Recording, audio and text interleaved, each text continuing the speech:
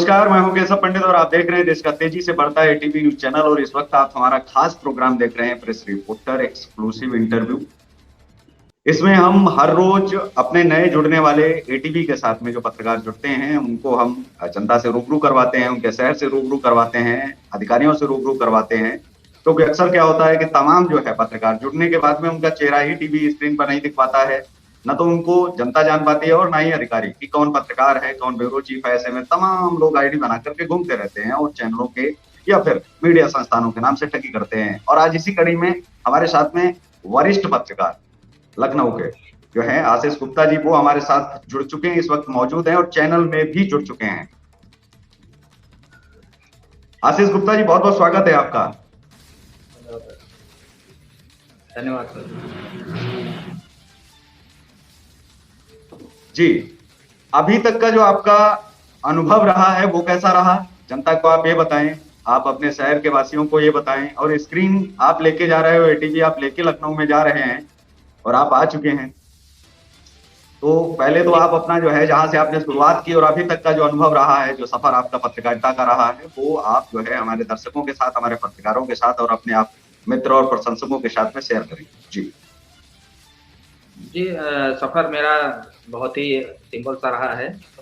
मैं स्टार्टिंग तो हमारी एक छोटे से बिजनेस से हुई थी, लेकिन फिर धीरे धीरे सोचते थे, लोगों को देखते थे, लोगों की परेशानियां देखते थे, जो कि किसी से आगे कह भी नहीं सकते थे। वो लोग अपनी कोई भी प्रॉब्लम है, लोगों का जाना पूरी। आपकी आईडी कम आ पा रही है, आपकी आईडी स्क्रीन पर नहीं दिख पा रही है। जी आशीष गुप्ता, मुझे लोगों को देखते थे तो मुझे लगता था कि कुछ ऐसा किया जाए जिससे इनकी परेशानियां आगे सभी के लोगों की जानकारी में जाए, पब्लिक जाने तो कि लोग क्या चाहते हैं, क्या उनकी सुनवाई नहीं हो रही कहीं पे। तो मुझे लगा कि इसके लिए मुझे पत्रकारिता में ही आगे बढ़ना पड़ेगा। वही एक ऐसा रास्ता है जिससे लोगों की परेशानी हम सबको दे सकते हैं, बता सकते हैं पब्लिक को। तो फिर मैंने स्टार्ट किया, मेरे एक फ्रेंड थे, उनके साथ मैं जुड़ा।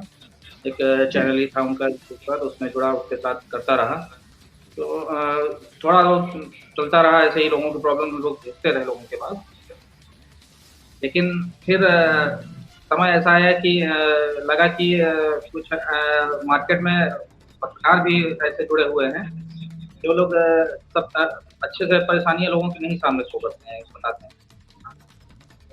मैंने बीच में होल्ड कर दिया, लेकिन उसके बाद फिर अभी जब एटीवी से जुड़ा तो मुझे लगा कि ये एक ऐसा सही जगह है जहाँ से हम लोगों की परेशानियां सबके पास पहुंचा सकते हैं, पब्लिक तक जा सकते हैं। तो एटीवी से जुड़ा हुआ हूँ।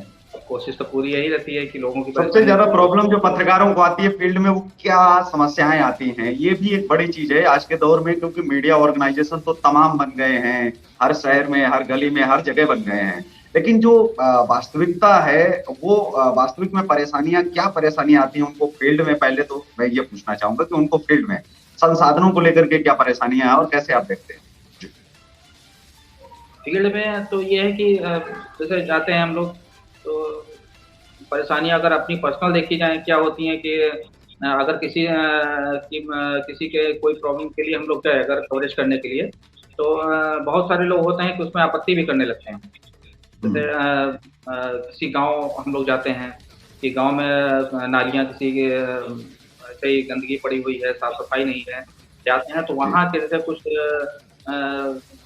प्रधान हैं या कुछ हैं, वो लोग आपत्ति करने लगते हैं, लड़ाई झगड़े तक आ जाते हैं कि क्यों आप आए हैं, किस लिए आए हैं। कभी कभी तो ऐसा होता है कि मारपीट भी हो जाती है पत्रकार से। तो अब उस जगह पर सोचना पड़ता है कि हम तो आए हैं किसी की अच्छाई के लिए।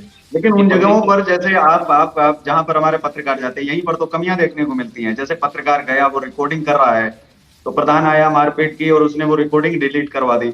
लेकिन अब जैसे आप इस वक्त हमारे साथ में लाइव जुड़े हैं, लाइव आप कर रहे हैं, तो कैमरामैन अगर थोड़ा सतर्क रहे, क्योंकि अगर आया तो प्रधान का चेहरा दिखा दिया, कल को जो क्लिप है वो हमारे चैनल के पास सेव रहती है। कल को ये तो नहीं है कि मोबाइल वाले फोड़ दे, कुछ भी कर दे, लेकिन कम से कम ये है कि जो क्लिप है वो चैनल के पास सुरक्षित है। फिर ऐसे में पत्रकार अपने आप को सुरक्षित भी महसूस कर सकता है। अगर वो चाहे तो अदालत तक जा सकता है। आपको पता है पत्रकार के साथ अभद्रता या मारपीट कवरेज के दौरान अगर कुछ करता है तो 50,000 का जुर्माना भी है और जेल भी है साथ में। तो आप ऐसे में कैसे देखते हैं कि ये जो है मीडिया में जो संसाधनों की कमी है, क्या वो उनका दोष नहीं है? क्योंकि पत्रकार तो कवरेज कर रहा है, लेकिन अगर वो लाइव वही कवरेज, अगर ये बार-बार परेशानी आ रही है और लाइव कवरेज की व्यवस्थाएँ अगर उसके पास हैं, ग्राउंड ज़ीरो से खबर लेने की व्यवस्थाएँ हैं, मान लीजिए किसी हॉस्पिटल में कर रहा है या ऐसी जगह जहाँ पर उसके साथ में खतरा है, तो वो लाइव अगर सीधा दिख रहा है, तो एक तो उसके मोबाइल में रिकॉर्ड नहीं हो रहा है, वो सीधा इधर रिकॉर्ड हो रहा है, चल रहा है, क्लिप चैनल के पास सुरक्षित है कि हमारे पत्रकार के साथ हमला हुआ या मारपीट की, उसने कुछ अपशब्द या अभद्रता भी कर रहा है, तो वो एक-एक चीज़ रिकॉर्ड हो रही है। मोबाइल को कुछ भी वो कर दे, कैमरा के साथ में कुछ भी कर दे, लेकिन यहाँ पर तो सेव रहेगा। ऐसे में आप कैसे देखते हैं कि क्या ऐसे संस्थान ही वास्तविक में पत्रकारों के लिए हित में हैं, या फिर जो छोटे-छोटे संस्थान हैं, जो संसाधन है ही नहीं उनके पास, तो उनके साथ जो गलत हो रहा है, तो वो साबित ही नहीं कर पाते? जी। जी, संसाधन तो सारे होने चाहिए। ऐसी जगहों पर तो बहुत ही मस्त है कि जहाँ पर लड़ाई झगड़े की बात आती है, तो वहाँ पर तो लाइव के सारे संसाधन होने चाहिए कि हमारे साथ कुछ हो रहा है, तो हम सामने जनता देख रही है। लाइव चल रहा है, हमारे पास सारी डिटेल्स रहती हैं उससे। और जब ये चीज़ें नहीं होती हैं पत्रकारों के पास, तो प्रॉब्लम आती है कि हम फिर क्या करें, क्योंकि वहाँ से तुरंत डिलीट करवा दिया या वो लोग मोबाइल तोड़ देते हैं, तो प्रूफ नहीं रह जाता है। और जी, इसीलिए संसाधन तो बहुत ज़रूरी हैं सारे।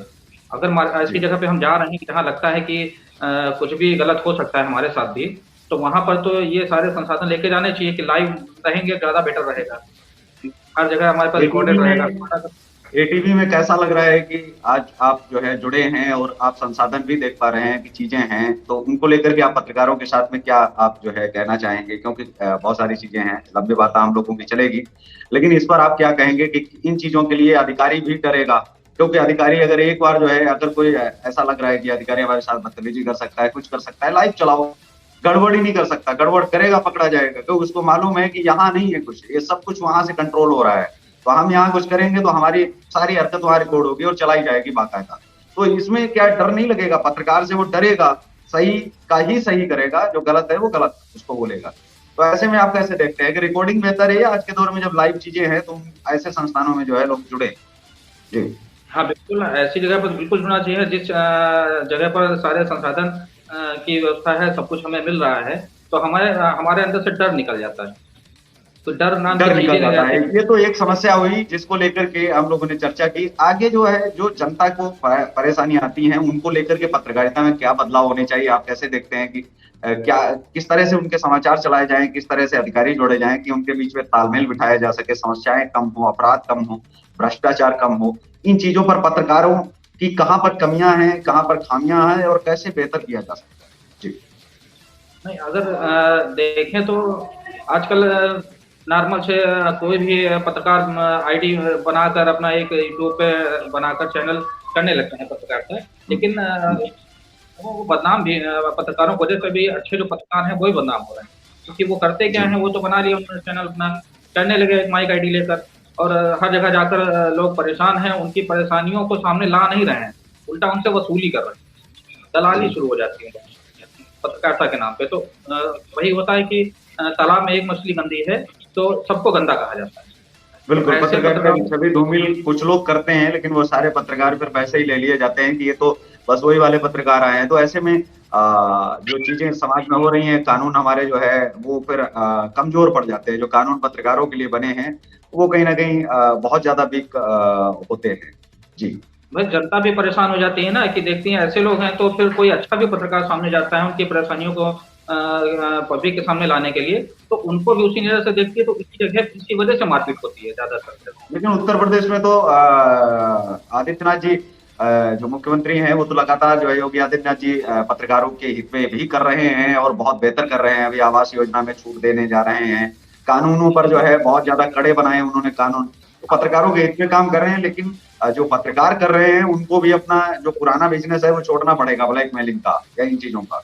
जी, जी, जी, बिल्कुल, बिल्कुल। नहीं, इस समय तो जब से सरकार चेंज हुई है, तो पत्रकारों के हुँ, लिए बहुत सुविधाएँ हुई हैं। बहुत सी चीज़ें नई-नई निकाली गई हैं पत्रकारों के लिए, स्कीमें दी जी। गई हैं। इसकी वजह से थोड़ा पत्रकार भी अब एक्टिव हो रहे हैं और ज़्यादा, जो शांत रहते थे थोड़ा कि अब कहीं जाएँ, क्या होगा कुछ। तो इस वजह से अब तो इस सरकार में तो एक्टिव हैं, अब डर नहीं रह जी। गया ज़्यादा। बाकी संसाधन अपने पास सारे होते हैं तो डर नहीं रहता है कि हम कहीं भी किसी भी तरह से भी भिड़ सकते हैं, कहीं कैसा भी एरिया हो, कैसे भी लोग हों, अगर किसी के साथ गलत हो रहा है तो हम जा सकते हैं सीधा। उनकी प्रॉब्लम्स हम सामने पब्लिक के ला सकते हैं। क्या कोई परेशान कर रहा है कहीं पर, एक से एक आजकल मान के चलिए हर तरह से लोग परेशान हैं, खनन को भी लेके लोग परेशान रहते हैं। कि मान लिया किसी की खेती है तो खनन कहीं और होना है, लेकिन बगल में बेचारा किसान है, रात में उसकी भी जबरदस्ती खेती सब खनन करके लेके चले गए मिट्टी, तो वो भी बेचारा परेशान, अब किसके पास जाए? दबंग हैं वो लोग, दबाव बनाते हैं, तो इस जगह पे हम लोगों की ज़रूरत बहुत होती है, तो हम वहाँ पर जा सकते हैं। अगर हमारे पास सारे संसाधन है तो हम चढ़ सकते हैं उनके ऊपर, कि आप गलत कर रहे हैं ये। तो ये सब चीज़ें बहुत, जो और इस सरकार में तो काफ़ी चीज़ें बदली हैं, काफ़ी पत्रकारों की अच्छा हुआ है। बिल्कुल। वर्तमान समय में जैसे किसानों की अगर हम दशा देखें तो दशा और दुर्दशा अगर देखनी है किसानों की तो केवल सड़कों से बातचीत नहीं होनी चाहिए, सदन के गलियारों से बातचीत नहीं होनी चाहिए, खेतों में जाकर के भी पत्रकार वहां से भी रिपोर्टिंग कर सकता है और उनकी इस समय की दशा दुर्दशा चीजें दिखा सकता है कि इतनी ठंडी में वो लोग इतनी मेहनत कर रहे हैं, जैसे गन्ने की खेती है या तमाम खेती, उसमें सरकार क्या कर पा रही है, क्या उनका जो बीमा योजना जो सरकारें लॉन्च कर रही हैं, जैसे सरकारी योजनाएं गैर सरकारी योजनाएं, क्या वो उन लोगों तक पहुंच रही है या नहीं? तो इन चीजों के लिए क्या हमें सड़क से क्या हमें अपने जो है हाथ पैर उस मिट्टी में नहीं जो है लेटने पड़ेंगे? कहते हैं कि गंदे तो करने पड़ेंगे, अगर कीचड़ साफ करना है तो हमें कीचड़ में उतरना तो पड़ेगा, लेकिन वो कीचड़ नहीं है, हमें उस मिट्टी से ही हम लोग निकले हैं, तो मिट्टी में उतरने की आवश्यकता है क्या पत्रकारों को? क्यों उनकी तकलीफ देखें, क्या आपने बीमा क्यों नहीं करवाया?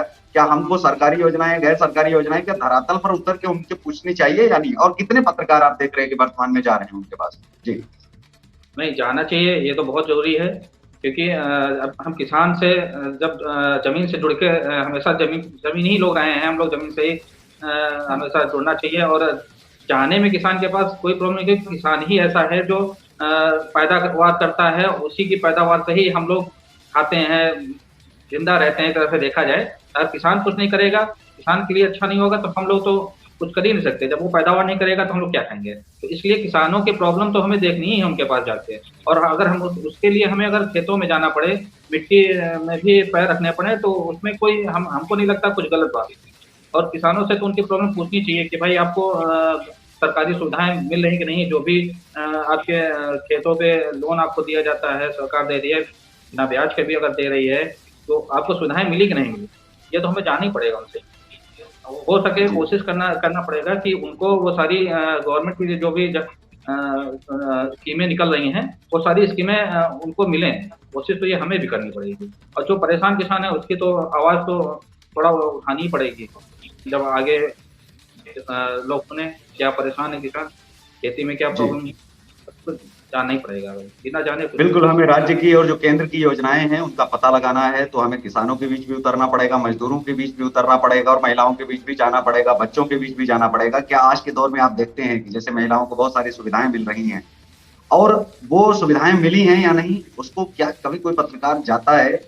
जाना वैसे चाहिए या नहीं? क्योंकि योजनाएं तो तभी पता चलेंगी, प्रधान से पूछेंगे वो तो कहेगा सब बढ़िया चल रहा, नगर पालिका चेयरमैन से कहेंगे जी बहुत बढ़िया चल रहा है, विधायक जी से पूछेंगे तो बहुत बढ़िया। तो विधायक के पास क्या जाने की जरूरत है? वो पीड़ित है उनके पास जाने की आवश्यकता है, जो आम आदमी है उनके पास जाने की आवश्यकता है, या फिर इनके लोगों प्रतिनिधियों के पास जाने की आवश्यकता है? क्योंकि प्रतिनिधि तो हमेशा हमें गुमराह ही करेंगे, अधिकारी और प्रतिनिधि। हमें उनके पास हमें जाने तो की जरूरत है या आज के दौर में आम आदमी हम उनसे कितना दूर है और इन प्रतिनिधियों और अधिकारियों के कितना पास है? आप कैसे देखते हैं? हमें तो हमारे हिसाब से तो विधायक और जो भी उनके प्रतिनिधि हैं उनके पास जाना जरूरी नहीं है। हमें तो जाना चाहिए आम इंसानों के पास, जो भी जनता है, कि उनको सुविधाएं मिली कि नहीं मिली। अब से कोटेदार होते हैं, राशन बांट रहे हैं, लेकिन उसमें भी दलाली धांधली होती है। अब धांधली में मान लीजिए किसी का भी हम लोग यहाँ देखते हैं ज़्यादातर कि फिंगर लगाकर ही अब राशन दिया जाता है। तो फिंगर ही नहीं लग रहा है लोगों का, तो उसमें गलती किसकी है? पब्लिक की गलती थोड़ी है, जनता की थोड़ी गलती है। पीड़ित है वो तो उसको तो राशन चाहिए। अब फिंगर नहीं लग रहा है, उसकी गलती तो कोटेदार की है कि अगर आपके मशीन में प्रॉब्लम है या आप कुछ गलत कर रहे हो उनके साथ, इसलिए नहीं लग रहा है। तो राशन तो आपको देना ही पड़ेगा, उनका कार्ड है।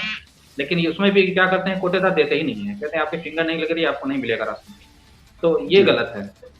नहीं भी लग रही तो आपके सामने। लेकिन इसके लिए कहीं ना कहीं मैं ये समझता हूँ दोनों पक्ष हैं, कहीं ना कहीं वो भी पीड़ित भी है, अगर वो नीचे नहीं दे रहे हैं तो वो ऊपर तो दे ही रहे हैं, हाँ हाँ क्योंकि हाँ। एक जगह दे रहे हैं। माल तो हर जगह जो है काटा जा रहा है, लोग मलाई तो हर जगह खा रहे हैं। जब बात आईएएस आईपीएस की आती है तो आईएएस आईपीएस समाज की तो क्रीम है ही, लेकिन क्रीम नहीं, नेताओं ने उनको आइसक्रीम बना लिया है, आइसक्रीम चाट रहे हैं बना के उनको। जी जी तो क्रीम कहाँ रह जी। गए? तो वही हाल जो है कोटेदारों का है, वो हमारे समाज के लिए क्रीम है, उनका काम है काम करना, लेकिन वो क्रीम नहीं है, ऊपर अधिकारियों के लिए आइसक्रीम की तरह है, कि आइसक्रीम लोग है, उनको चाट आइसक्रीम रहे है। हैं अधिकारी।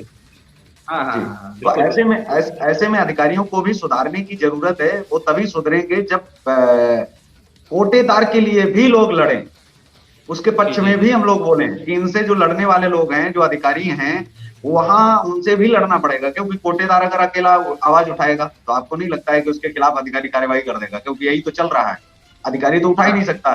तो मेन जो जड़ है उस पर प्रहार प्रहार क्या जनता को करना चाहिए या नहीं? जनता या विपक्ष, विपक्ष जानता है लेकिन वो प्रहार क्यों नहीं करना चाहता? उसको तो कम से कम इसके खिलाफ आवाज उठानी चाहिए या नहीं उठानी चाहिए? वो तो जान रहा है ना कहाँ से ये सब चल रहा है, संचलित हो रहा है। वो भी केवल एक ही पक्ष के खिलाफ, वो खुद पीड़ित है। जो व्यक्ति कहीं ना कहीं अगर दूसरा पीड़ित है तो वो भी तो पीड़ित है, उतना ही वो उसका भी तो उत्पीड़न हो रहा है। जी। जी जी, बिल्कुल बिल्कुल। और विपक्ष को भी तो आवाज उठानी चाहिए, बात सही है। क्योंकि अकेले आम इंसान कुछ नहीं कर सकता है। कुछ तो ऊपर जो लोग बैठे हुए हैं उनको भी कुछ सोचना पड़ेगा। और जिसकी सरकार में हो रहा है तो वो तो चाहेगा कि ये क्यों चीजें तो हों। लेकिन विपक्ष की पार्टियां जो होती हैं, पक्षी जो होते हैं, उनको तो बोलना ही बोलना। वो आगे बढ़ेंगे तो थोड़ा जनता भी उनके साथ में सपोर्ट में रहेगी, बढ़ेगी, तभी कुछ आगे हो सकता है। मेरे हिसाब से ऐसे तो अकेले आम इंसान कुछ नहीं कर सकता।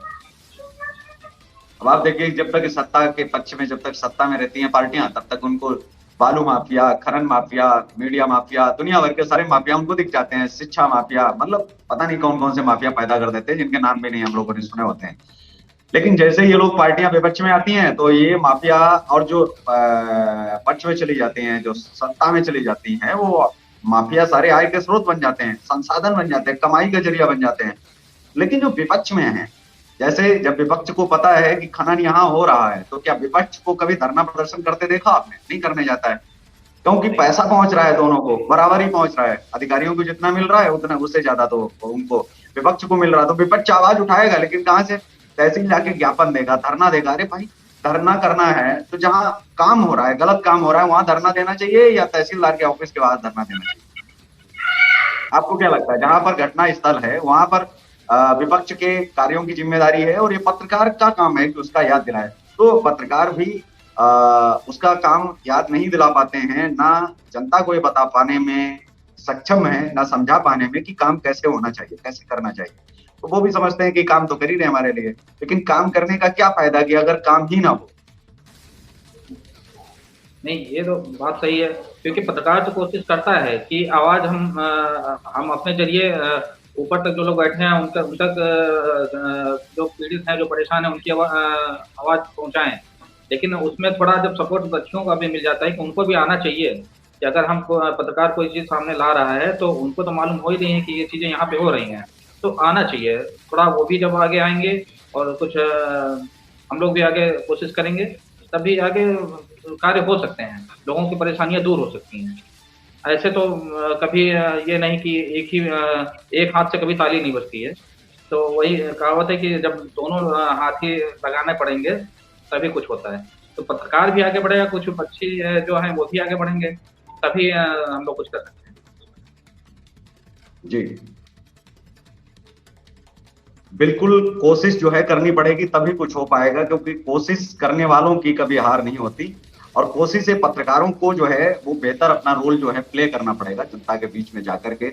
और हमारे साथ और कोई अपील आप करना चाहेंगे लखनऊ वासियों से? क्योंकि लखनऊ के लिए खुशखबरी भी है कि आप अब आगे आने वाले समय में बड़ी मेहनत करने जा रहे हैं, वहाँ के लोगों की तकलीफ भी आप सुनने जा रहे हैं, और उनकी आवाज जो है आप बनेंगे। ये तो उनको विश्वास होगा जब आप जो है वहाँ की खबरें चलाएंगे, वहाँ की समस्याएं दिखाएंगे। लेकिन आप क्या कहना चाहेंगे लखनऊ के लोगों से, उत्तर प्रदेश के लोगों से? जी। तो यही कहना चाहेंगे कि जो भी लखनऊ वासी हैं, उत्तर प्रदेश के जो भी रहने वाले, जो भी पब्लिक जनता जो भी हैं, अगर कोई भी प्रॉब्लम है, किसी को कुछ भी परेशानी है, तो हम लोगों से कह सकते हैं। और चाहें तो हमारे साथ मिलकर अपनी परेशानियां लोगों तक पहुंचा सकते हैं। और इनके पास कोई ऐसा साधन नहीं है कि किसी जरिए ऊपर पहुंचना चाहते हैं, अपनी परेशानियां लोगों तक पहुंचाना चाहते हैं, तो वो हमारे साथ परमानेंट जुड़ जाएं और साथ में ही रहें और जनता की परेशानियां तक पहुंचाएं। हम लोगों का पूरा सपोर्ट रहेगा। जी बिल्कुल, आपके लखनऊ में अब जो है लखनऊ से ब्यूरो चीफ की जिम्मेदारी दी गई है आशीष गुप्ता जी को। वरिष्ठ पत्रकार हैं, युवा पत्रकार हैं और जज्बा भी है कि लोगों की समस्याएं कम हों, लोगों की तकलीफें कम हों, इसके लिए वो जो है वचनबद्ध भी है और प्रयासरत भी। तो आप सभी से अपील है कि हमारे चैनल को अगर आपने सब्सक्राइब नहीं किया है, लाइक नहीं किया है, तो लाइक करें, सब्सक्राइब करें और शेयर भी करें, क्योंकि लोगों तक पहुंचेगा तो शायद किसी की मदद हो पाए। अगर आप पीड़ित हैं, आपकी कोई तकलीफ कोई अधिकारी नहीं सुन रहा है, नेता नहीं सुन रहे हैं, प्रतिनिधि नहीं सुन रहे हैं, तो आप हमारे चैनल में जो नंबर दिए गए हैं उन पर आप कॉल कर सकते हैं, आप अपनी समस्या बता सकते हैं और आपकी समस्याओं को मेरा प्रयास रहेगा कि जो जिम्मेदार अधिकारी हैं, जो जिम्मेदार लोग हैं, उन तक पहुंचाना हमारा उद्देश्य रहेगा कि आपको उससे निजात मिले और जल्द से जल्द आपको इंसाफ मिले। तो आप देख रहे थे प्रेस रिपोर्टर। आज के इस कार्यक्रम में बस इतना ही, हमें दीजिए इजाजत, नमस्कार। और आप देखते रहिए देश का तेजी से बढ़ता एटीवी न्यूज चैनल।